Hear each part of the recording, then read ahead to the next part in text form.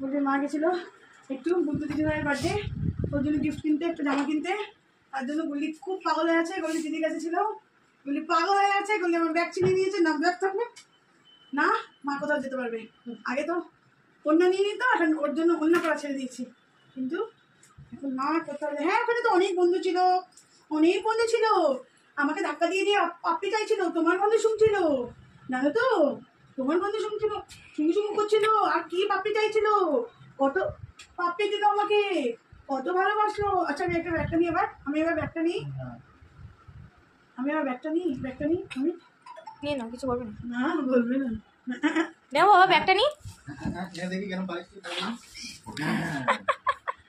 ব্যাগটার উপর যত রাগ এখন, এই ব্যাগটা নেওয়া যাবে না। পনির দেওয়া আছে, পনিরও খাইনি, ব্যাগটা নেওয়া যাবে।